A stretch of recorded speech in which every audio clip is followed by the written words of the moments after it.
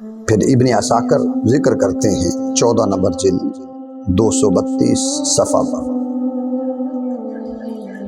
حسن بن حارث نخع ایک بزرگ تھے، وہ کہنے لگے کہ حجاج نے اپنی مجلس میں کہا کہ کوئی ایسا شخص جس نے کوئی کارنامہ سال انجام دیا ہو وہ کھڑا ہو جائے۔ تو کہتی ہیں کہ ایک شخص سنان بن انس کھڑا ہوا اور اس نے کہا کہ میرا کارنامہ یہ ہے کہ میں نے حسین کو شہید کیا ہے، قتل کیا۔ استغفر اللہ العظیم۔ وہ اپنا کبھی کارنامہ ذکر کر رہا ہے۔ جس سنان وہی تھا کہ جس نے سید الشہداء جب سواری پر سوار تھے اس نے نیزہ مارا تھا، اور اس کے نیزہ لگنے کی وجہ سے سید الشہداء کا جسم اقدس زمین پر آ چکا تھا۔ تو اس نے یہ کہا کہ میں نے یہ کام کیا۔ اس نے ذکر کیا، اور ذکر کرنے کے بعد جب یہ گھر گیا تو گھر جاتے ہی اللہ رب العزت نے اس کی گرفت یوں کی کہ اس کی زبان بند ہو گئی۔ دماغی حوالہ سے یہ شخص پاگل ہو گیا، اور یہ ایک بند کمرے میں رہتا تھا جہاں کھانا کھاتا تھا، وہیں پر اپنی حاجت اور ضرورت کو پورا کرتا تھا۔ اس کی عقل سے طہارت، نجاست، یہ امتیاز ختم ہو چکا تھا اور یہ پاگل ہو چکا تھا۔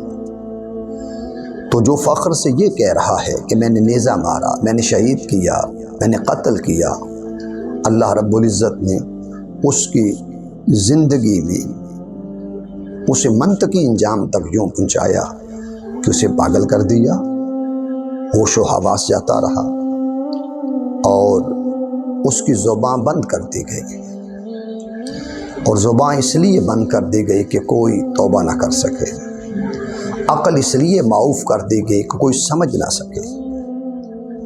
تو دشمنان اہل بیت کے انجام میں سے سنان کا یہ حال آپ کے سامنے میں عرض کر رہا ہوں کہ جس کی زبان بند کر دی گئی، جس کی عقل معاف کر دی گئی، جس کو پاگل کر دیا گیا،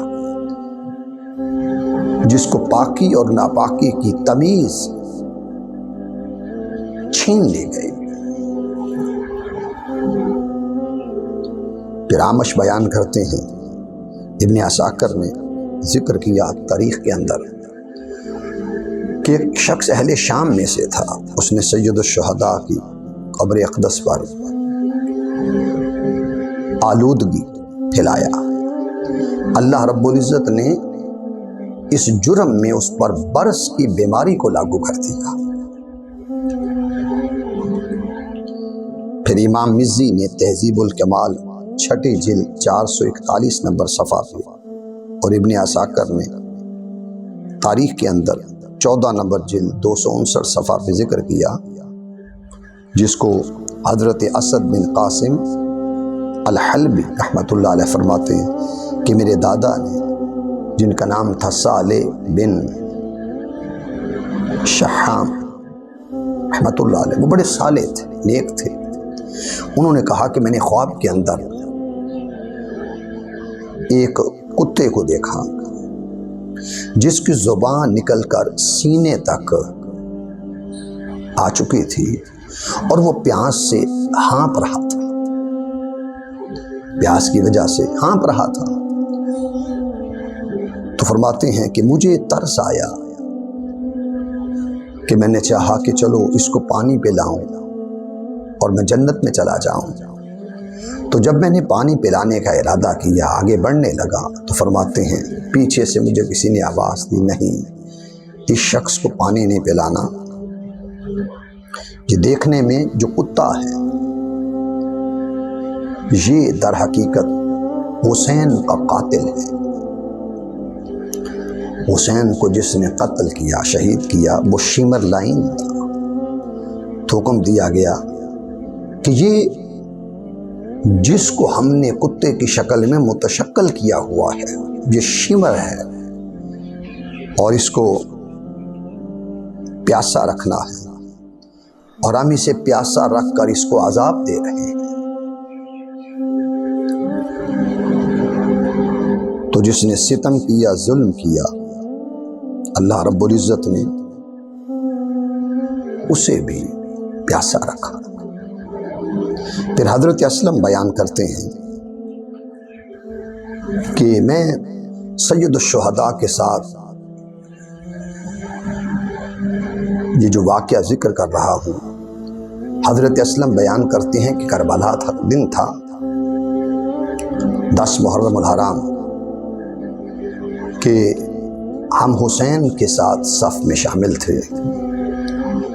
اتنے میں ایک شخص آیا اور اس نے کہا کہ تم میں حسین کون ہے؟ تو آپ فرماتے ہیں کہ سید الشہداء نے جواب دیا کہ میں حسین ہوں۔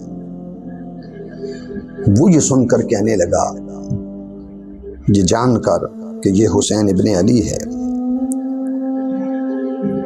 تو کہنے لگا کہ آگ آپ کا مقدر ہو۔ سید الشہداء نے یہ سنا، فرمایا اللہ رحم فرمانے والا ہے، میں رسول اور خدا کی اطاعت کرنے والا ہوں۔ اے پروردگار، اسے آگ میں گھسیٹ جو مجھے کہہ رہا ہے کہ تمہیں آگ مبارک ہو۔ میں اس کے لیے کہہ رہا ہوں اے احکم الحاکمین، اسے آگ میں گھسیٹ۔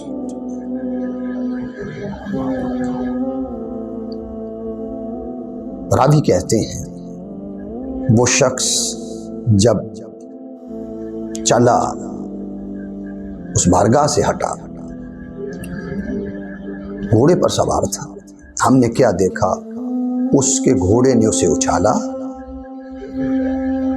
اور اسے نیچے جب گھوڑا گرا رہا تھا، اس کے دونوں پاؤں رکاب میں اٹک گئے،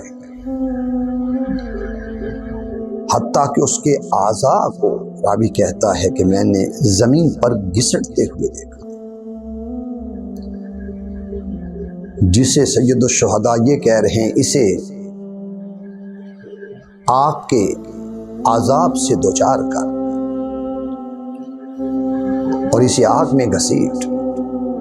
تو راوی کہتے ہیں ہم اپنی نظروں سے دیکھ رہے ہیں کہ سواری گھوڑا دوڑ بھی رہا ہے، اس کے پاؤں سوار کے بد نصیب کے دشمن اہل بیت کے رکاب میں لٹکے ہوئے ہیں اور اس کے اعضاء گھسیٹتے ہوئے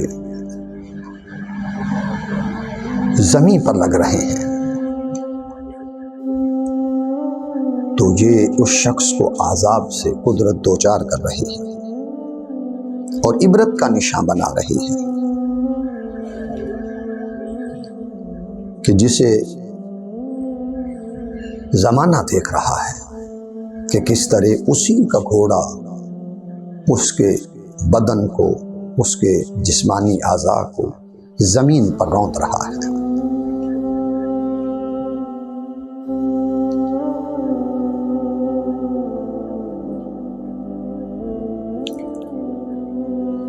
پھر قلبی نے ذکر کیا کہ سید الشہداء پانی پینے لگے، ایک شخص نے آپ کے جبڑے پر تیر مارا جس سے خون نکلا۔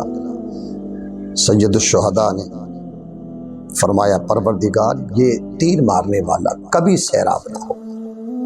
اس کو امام طبرانی نے، حیثمی نے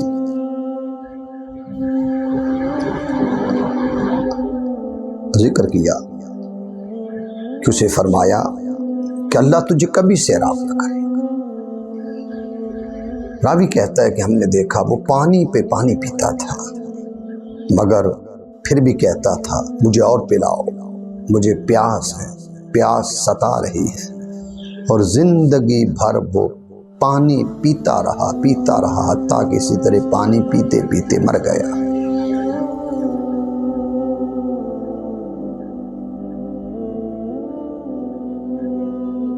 پھر ایک شخص جو دیکھنے میں خوبصورت تھا اور اس کے منہ سے تارکول کی بو آتی تھی، امام الالقائی نے کرامات اولیاء میں لکھا، حدیث نمبر 91، امام اللالکائی لکھتے ہیں کہ حضرت عبد الملک بن عمیر سے روایت دیتے ہیں کہ وہ جس کے منہ سے تارکول کی بو آ رہی تھی اس سے پوچھا گیا وجہ کیا ہے؟ اس نے کہا وجہ یہ ہے کہ میں نے خواب کے اندر دیکھا کہ میدان حشر برپا ہو چکا ہے اور میں اپنی قبر سے نکلا تو میں پیاسا تھا۔ جب حشر میں آیا تو ایک جگہ دیکھا حوض بنا ہوا ہے اور لوگ جمع ہیں اور وہاں پر پانی تقسیم ہو رہا ہے۔ قریب گیا، دیکھا سرور کونین صلی اللہ علیہ وسلم کی ذات گرامی ہے اور حضور علیہ السلام جام کوثر بھر بھر کر پلا رہے ہیں۔ تو میں نے عرض کیا مجھے بھی جام دیں، تو آپ صلی اللہ علیہ وسلم نے فرمائے اسے پلاؤ۔ تو مجھے تارکول کا جام پلایا گیا۔ جب میں نے وہ پیا تو میرے بدن میں، میرے منہ سے جب میں اٹھا تو بو آ رہی تھی۔ تو جس دن سے یہ جام ملا ہے اس دن سے میرے منہ سے بو آ رہی ہے۔ یہ سعادت مندی ان لوگوں کے لیے ہوگی کہ جو محبت کرنے والے ہیں، انہیں جام کوثر ملتا ہے، اور جو اہل بیت اطہار کی دشمنی میں دنیا سے جائیں گے انہیں بودار پانی ملے گا۔ تو ہر وہ شخص جس نے کربلا میں جتنا ظالمانہ کردار ادا کیا، جابرانہ کردار ادا کیا، اللہ رب العزت نے اس کے ظلم کے مطابق اسے عذاب سے دوچار کیا ہے، مصیبت سے دوچار کیا ہے، آفت سے دوچار کیا ہے، قدرت کے عذاب نے اسے پکڑا ہے۔ عبید اللہ ابن زیاد وہ شخص ہے جو کوفہ میں جب تھا تخت پر بیٹھتا تھا، اس نے حسین پاک کے سر کو منگوا کر چہرے پر، دانتوں پر، ہونٹوں پر چھڑیاں ماری تھی، اور اس کے بھرے دربار میں صحابہ کرام نے منع بھی کیا تھا، مگر یہ اپنے طاقت کے نشے، بادشاہت کے نشے میں چور تھا۔ جب یہ دنیا سے گیا پھر مختار سقفی نے اس کا سر قلم کی کروایا، 12-13 کی تعداد میں سر مکہ میں بھیجے گئے۔ اس کو ترمذی کے اندر کتاب المناقب میں اس حدیث کو ذکر کیا گیا ہے اور 5ویں جلد ہے، حدیث کا نمبر ہے 3780۔ راوی کا نام ہے حضرت عمارہ بن عمیر رضی اللہ تعالیٰ۔ وہ فرماتے ہیں قال لما جیء براس عبید اللہ بن زیاد واصحابہ نددت فی المسجد فی الرحبہ، کہ جس وقت ابن زیاد اور اس کے ساتھیوں کے سر مسجد کے صحن میں لائے گئے، فانتہیت الیہم، تو میں بھی ان کی طرف بڑھا ان سروں کو دیکھنے کے لیے۔ وہم یقولون، وہاں پر جو لوگ کھڑے تھے وہ کہہ رہے تھے قد جاءت قد جاءت، وہ دیکھو آ گیا، وہ دیکھو آ گیا۔ فَإِذَا حِيَّةٌ قَدْ جَاءَتْ تَحَلَّلُ الرُّؤُوسِ، سر پڑے ہوئے تھے 12-13۔ عمارہ بن عمیر کہتے ہیں کہ میں نے دیکھا ایک سانپ آیا، وہ سروں کو سونگنے لگا، ہر سر کو سونگ رہا ہے۔ یہ جتنے ناپاک سر، یزیدی سر، دشمنان اہل بیت کے سر پڑے ہیں، وہ سونگ رہا ہے، سونگتے سونگتے تحلل الرؤوس، وہ سروں کو سونگ رہا ہے، اور چلتے چلتے عبید اللہ ابن زیاد اس کے سر کے قریب آئے، حتی دخلت فی منخرہ، یہاں تک کہ وہ ابن زیاد، عبید اللہ ابن زیاد کے نتنوں میں داخل ہو گیا۔ اور حدیث کے لفظ ہیں حتی دخلت فی منخرہ عبید اللہ ابن زیاد،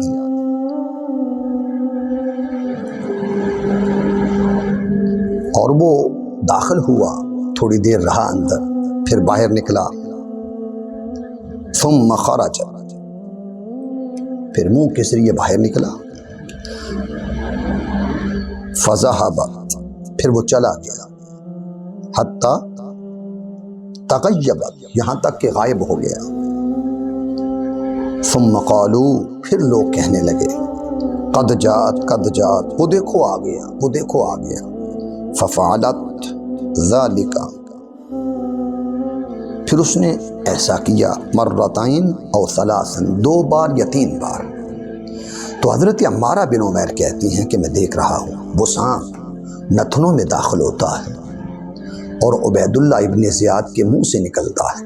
1 بار دیکھا، مرتين 2 بار دیکھا، ثلاثا 3 بار دیکھا۔ وہ لوگ جو دشمن رہے، حسین ابن علی کی توہین کرتے رہے، بے توقیری کرتے رہے، اذیت دیتے رہے اور چھڑیاں مار کر خوش ہوتے رہے، ان لوگوں کے انجام کو دیکھو۔ یہ ترمذی کی حدیث ہے سیاسی تامیز میں۔ قدرت لوگوں کو ان کا انجام دکھا رہی ہے کہ ابھی وہ قبروں میں نہیں گئے، ابھی وہ حشر میں نہیں آئے، ابھی وہ دنیا میں ان کے کٹے ہوئے سر ہیں، پروردگار عالم عذاب کے طور پر سانپ کو بھیج رہا ہے اور اس کے نتنوں میں داخل کروایا جا رہا ہے، منہ کے ذریعے اس سانپ کو نکالا جا رہا ہے۔ 2-3 بار حضرت عمارہ بن عمیر کہتی ہیں کہ میں نے یہ دیکھا۔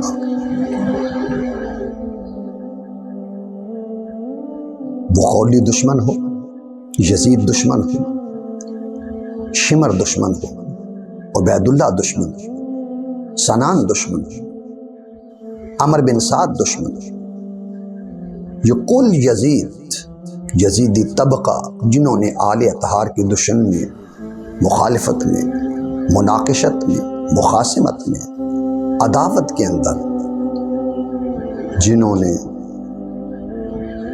یہ کام کیا، ایک بھی ایسا شخص نہیں جو کہے کہ میں بچ گیا۔ ایک شخص تھا، رات کا وقت ہے، خیمے میں چراغ جل رہا ہے، وہ آ کر بیٹھ گیا، باتیں ہونے لگی، کہنے لگا کہ پتہ چلا ہے کہ بات ہو رہی ہے کہ کربلا میں جس نے حصہ لیا وہ اللہ تعالیٰ نے اس کو ضرور عذاب سے پکڑا۔ کہنے لگے میں بھی حصہ لیا، میں بھی شامل تھا، مجھے تو کسی عذاب نے نہیں پکڑا، چراغ چل رہا تھا۔ اس کے جی میں آیا کہ چراغ کی لو روشنی تھوڑی ہے اور میں اس کی روشنی تیز کر، وہ اٹھا، اس نے چراغ کی بتی کو پکڑا، اس آگ نے اس کی انگلی کو پکڑ لیا، وہ منہ کے قریب کر رہا ہے تاکہ میں اپنی لعاب سے زبان کی تری سے اس آگ کو بجھاؤں، اس کی داڑھی کو آگ لگ گئی، وہ باہر بھاگا، اس کے کپڑوں کو آگ لگ گئی۔ راوی کہتے ہیں میں نے دیکھا، پھر وہ گرا ہوا تھا اور آگ نے اسے جلا کر کوئلہ کر دیا تھا۔ آئیے یہ چند محدثین، مورخین، محققین جنہوں نے اپنی اپنی کتب کے اندر دشمنان اہل بیت کے انجام کو لکھا ہے۔ یہ ذکر کرنے کا مقصد یہ تھا کہ زندگی میں یزیدی فکر سے بچو، حسینی فکر اپناؤ، یزید کی وکالت سے بچو، اہل بیت اطہار کی وکالت، اس صداقت کے راستے کو اپناؤ۔ وہ ہستیاں جو جنت کے اندر نعمتوں اور جنتی جوانوں کے جو سردار ٹھہریں گے، ان کا ہم محبت کا دامن تھامیں اور اپنے فکر کو فکر حسینی میں ڈھالو۔ وہ لوگ جنہوں نے حسین ابن علی کا ساتھ دیا تھا 10 محرم الحرام کے دن یا بعد وہ 10 کو جس نے ساتھ دیا تھا وہ حر تھا۔ آج حضرت حر کی روح جنت سے ہمیں پیغام دے رہی ہے کہ میں نے 10 کو ساتھ دیا تھا سید الشہداء کا، اللہ نے اس ساتھ کے بدلے مجھے ابدی رحمتوں، شفقتوں، سعادتوں سے مالا مال کیا۔ اور جنت سے حضرت حر کی روح پیغام دے رہی ہے، محبت حسین اپنانے والوں تمہیں مبارک ہو، ذکر حسین کرنے والوں تمہیں مبارک ہو۔ اہل بیت اطہار کی طہارت، سخاوت، نفاست، تزکیہ، اخلاق کا تذکرہ دنیا میں کرنے والوں تمہیں مبارک ہو کہ تم اس راہ پر ہو جو جنت کی راہ ہے، جو اللہ کی قربت کی راہ ہے، جو اللہ کی بخشش کی راہ ہے، اور جو اللہ کے لطف و کرم کی راہ ہے۔ اللہ تعالی ہمیں اہل بیت اطہار کی محبت میں یہ زندگی گزارنے کی توفیق دے، اور دشمنان اہل بیت سے ہمیں اس فکر سے بچائے، اس طبقے سے بچائے، اس گروہ سے بچائے، اور ہمیں ہمیشہ سعادت مند لوگوں میں رکھے، اور شقاوت مند لوگوں سے ہمیں بچنے کی توفیق مرحمت فرمائے۔ وما علیہ الا البلاغ۔